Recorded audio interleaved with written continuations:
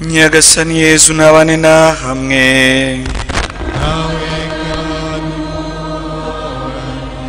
Amagambo yo mw'ivanjiri ntagatifu ko yanditswe na Mariko.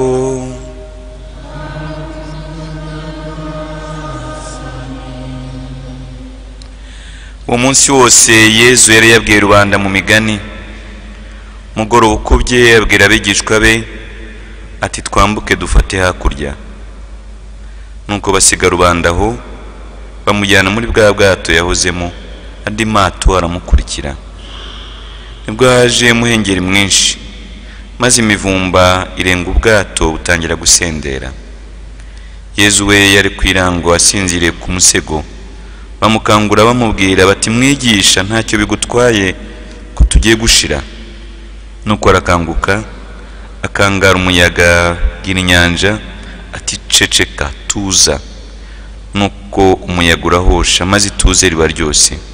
Hanyuma arababwira ati cyabateye ubwo bwoba ni iki?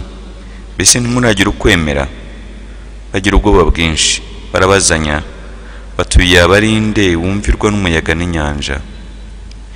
Iyo ni ivanjiri ntagatifu.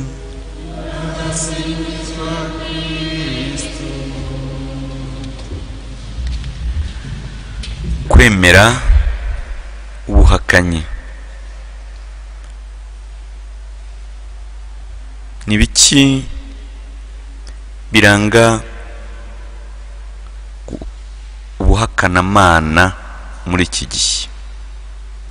Hari ibintu nka 7 nifuje kubasangiza,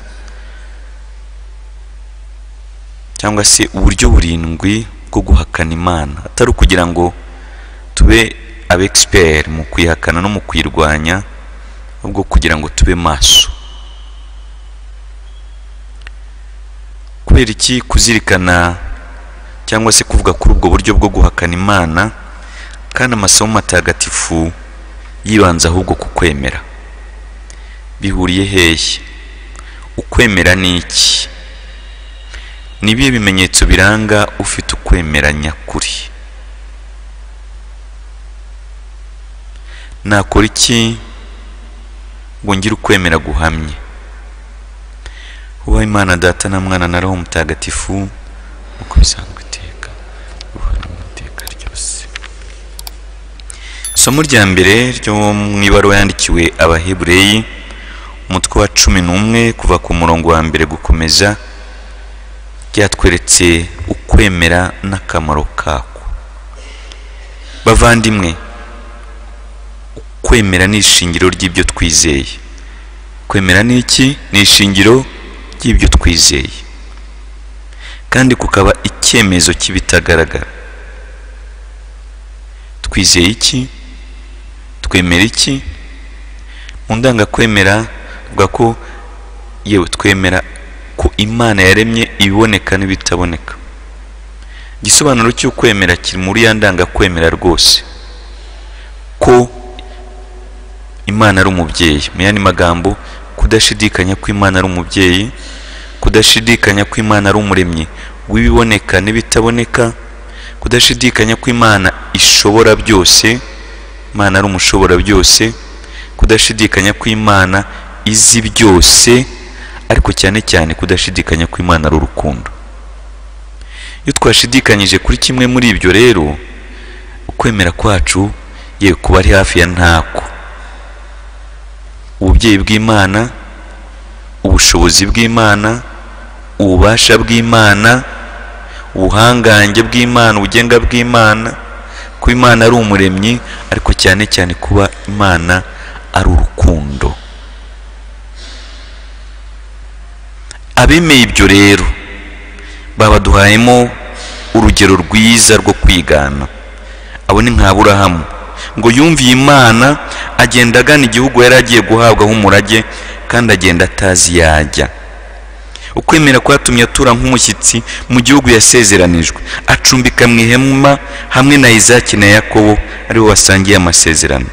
Aburahamu yari ategereje umurwa wubatse ku kibanza gikomeye, watekerejwe kandi ukubakwa n'Imana ubwayo. undi ijambo ry'Imana ryaduhayeho urugero rw'ukwemera ngo ni Sara. Kwemera kwatumye na Sara wari ugeze mu zabukuru ahabwa ubushobozi bwo gusama inda, kuko yari yizeye ubudahemuka bw'uwamugiriye amasezerano. Ikindi gisobanuro cy'ukwemera turacyumvise: kwizera ubudahemuka bw'Imana. Usibye aba ngaba baduhayemo urugero, nawe nanjye tuzi ubuhamya bukomeye bushingiye ku kwemera. No kuba turi aha ngaha ni ikimenyetso gikomeye cy'uko twemera. Ntabwo byari binaniye bamwe kuba bagiye muri siporo cyangwa se basinziriye, ariko kubyuka ukigomwa ibitotsi ukaza mu ngoro ntagatifu ni ikimenyetso cy'uko ufite ukwemera. Iyo duturami akenshi usanga abantu basabye misa yo gushimira Imana, bakavuga bati ndashimira Nyagasani wankoreye iki ngiki kandi namutakambiye nisunze Bikira Mariya. Kwemera gutanga akazi, gutanga kubaka ingo, komora ibikomere, ukwemera gutanga imbabazi. Iyo abantu babicara bagategereza amasaha n'amasaha bategereje kwakira isakaramentu rya penetensiya, ni ikimenyetso cy'uko baba bafitiye Imana icyizere, kandi Imana igira impuhwe, kandi Imana ibabarira. Turabe maso rero tutazakeka ko tudafite ukwemera, kuko amwe mu mayeri Shitani ikoresha ni ukutwumvisha ko nta kwemera dufite, ko byarangiye. Yewe ukazanabyumva mu biganiro by'abantu bati yewe ukwemera kw'iki gihe. Oya, kuva isi yabaho hari abemera n'abatemera. No mu gihe cya Yezu hari abamwemeraga n'abataramwemeraga. Niba hari abantu batemeye ijambo rya Yezu, biratangaje se ko basuzugura irya Papa, iry'umwepiskopi, irya Padiri, iry'umukateshiste, iry'umubyeyi wabo? Ntabwo bitangaje, kubera ko Imana mu bugenga bwayo iha abantu n'uburenganzira, nangiye kuvuga ngo bwo kutayikunda cyangwa se kutayemera, ariko igakomeza igategereza guhinduka kwabo. Ukwemera kuriho, nyamara ariko hari n'ubuhakanyi, hari n'ubuyobe, hari no gushidikanya. Niyo mpamvu dukwiye kuba maso, tudakwiye kwirara, tugasaba Nyagasani ngo atwongerere ukwemera, tugasaba Nyagasani ngo ahe kwemera abahakanyi. Bumwe mu buryo bwo guhakana Imana rero bugaragara cyane harimo n'ubungubu. Ubwa mbere, kwerura ko Imana itariho, cyangwa se niba inariho idashoboye. Abagenza batyo cyangwa bakavuga batyo ni ikimenyetso rwose cy'uko bashaka kwishyira mu mwanya wayo. Biragaragara kandi abo rero, cyangwa se ubwo buryo nk'ubwo ngubwo bunagaragarira mu kwimika ibigirwamana, cyangwa se bitakwimikwa abahakana Imana muri ubwo buryo bo bakishyira mu mwanya wayo. Buryo bwa kabiri ni ukurwanya abemera Imana rwose. Hari ibihugu bimwe na bimwe misa zidashobora kuba ku mugaragaro. Kugaragara usenga uba wihakatiye igihano cy'urupfu. Ibyo nabyo biriho, ariko ntimutekereze ko ari mu bihugu gusa. No mu miryango imwe n'imwe hari abantu bazira ko bagiye gusenga. No mu Rwanda biriho, nubwo wenda bitagaragara cyane. Hari abatagaburirwa, hari abimwa minerivare bazira ko bagiye gusenga. Umuntu arabyumva bikagaragara, ntabwo birakabya, niyo mahirwe dufite, ariko tube maso, nabyo biriho. Kuzira. Buryo bwa gatatu bugaragaza ubuhakanyi bugenda butwinjiramo cyangwa se bwinjira mu bantu ni ukwimika ibivangira Imana, ni uguha umwanya ibivangira Imana, maze ibyakaduteye isoni bikaba kuri bamwe isoko y'ibyishimo n'impamvu y'ibyishimo. Ukumva rwose nk'ubutinganyi, gukuramo inda ku bushake n'ibindi biganisha mu kwangisha abantu umuryango ndetse n'ubuzima bimeze nk'aho ari bisanzwe, cyangwa se ahubwo abagenza batyo ari bo bakwiye guhabwa amashyi kurusha abirinda ikibi. turabe maso rero. Ariko kandi ubuhakanyi bushobora no guca mu bigaragara nk'imyemerere, nabwo n'uburyo bwa kane, andi mayeri shitani ishobora gukoresha ikanyanyagiza abantu, ikabatera kujagarara, kujarajara. Uyu munsi yasengeye aha, ejo yasengeye hariya, ndetse nk'umuntu akaba yavuga ati idini ryashyizweho na Yezu Kristo ntacyo rivuze, uruhererekane rw'abepiskopi ntacyo ngumvamo, reka nishingire iryanjye. kajya kumva ati wapi, iryo dini ryashinzwe na Yezu Kristo ntacyo risobanuye, ntacyo rimaze, ndetse n'abarimo n'abakecuru, ahubwo abo bana bato bagomba gusengera muri Flower Church, ngo ni nk'ururabyo church cyangwa ururabyo church. Kristo Yezu akuzwe. Ibyo nabyo nibyo kwitondera. Aha rero niho abantu bashaka guhangana n'Imana no kwishyira mu mwanya wayo. Hakaba rero n'uburyo bwa gatanu bujyanye no gushidikanya, rodute. Ugasanga hari ibi nibyo cyangwa sibyo. Kandi ibijyanye n'ukwemera ntabwo byose twabishyira mu bwonko bwacu ngo byinjiremo. Dusobanukirwa kuko twemeye, kandi tukaba twakwemera, mu kwemera tukarushaho gusobanukirwa, ndetse twaba tunagamije tunashaka kumva kurushaho, Nyagasani akabidufasha agamije kutwongerera ukwemera. Niba rero ushaka gushyiramo ubwenge hose, ntabwo bizakunda.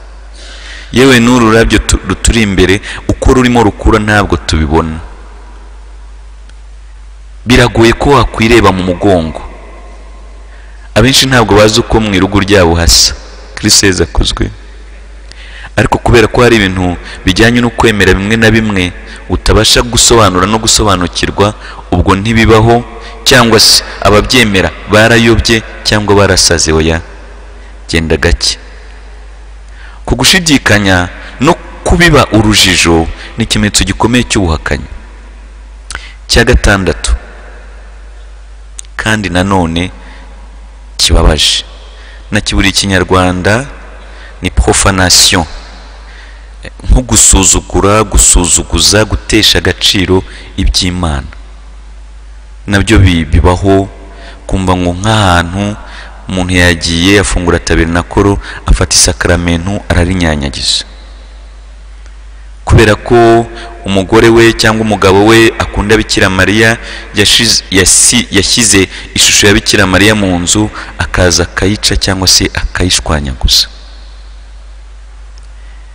Profanation kandi, cyangwa ubwo buryo bwo gusuzugura no kwandavuza, bishobora no kumvikana mu magambo cyangwa se mu kwigana bigamije kunyega. Nanze kuvuga ngo bigamije gucisha bugufi, gushyira hasi rwose. Niyo byaba abantu batekereza ko ntacyo bitwaye, kuko undi shitani ntabwo iyo ishaka kutwinjira rimwe na rimwe twereka ko ntacyo bitwaye. Uburyo bwa karindwi rero ni ugusuzugura Imana. Rimwe na rimwe tubizi, ibyo tubwiye ntitubikore. Oya, n'Imana irafasha. Uyu munsi Nyagasani mbabarire rwose, nayo Nyagasani nawe arabibona, ku buryo rimwe na rimwe dushobora gusaba uduserivisi twa sekibi tw'iminota mikeya, tw'udusaha dukeya. Nyagasani mbabarire ampa agaserivisi, umuntu agasaba agaserivisi ka sekibi k'amasaha 2 yo gusambana, umunsi w'amasaha 3 yo gusinda, 4 yo kurwana, 2 yo gucura impapuro, andi yo kujya kuraguza, gusaba uduserivisi twa sekibi. Uvuga uti haryo wabikora kuwa gatatu ejo ejo mu gitondo ko ari kuwa kane buriya ntibazatanga penitensiya. Umuntu akaba yatwitwaza na za mpuhwe z'Imana azemera rwose ariko ntarekure. Biragoye kuba umuntu adakora ibyaha ariko kubigambira no kubipanga byo tuba twakabije. Byibura tujye turwana intambara nitunagwa mu byaha bigiye biba bidutunguye ariko tutabipangiye. Uzabyumva abantu ariko namwe ntimugakabye, bagaturika namwe murakabye ariko ibyo rero utangiye gukabya ahubwo. Hanyuma rero icyo nsorezaho no guhangara no kubahuka iby'Imana nibiyerekeyeho, ariko nanone gusuzugura nkana umugeni wa Kristo ari we Kiliziya. Umugeni wa Kristo ari we Kiliziya. Ijambo ry'Imana rirabitubwira, Yezu Kristo ni umutwe, Kiliziya ikaba umubiri. Yezu Kristo ni umukwe, Kiliziya ikaba umugeni. Tube maso rero kandi dusabe Nyagasani adukomereze ukwemera. Nitugira ukwemera guhamye ngo yewe imihengeri izaza ariko ntabwo izadutwara. Ijambo ry'ukwemera niryo rishobora gucecekesha imiyaga n'ibyo byose bitwugarije. Dushobora gutekereza ko Nyagasani asinziriye ariko ahora ari maso kandi yiteguye kuturwanirira. Dusabe Nyagasani ingabire ukwemera. Nitugira ukwemera, amahoro y'Imana arenze icyitwa ubwenge cyose azasendera mu mitima n'ibitekerezo byacu muri Kristo Yesu.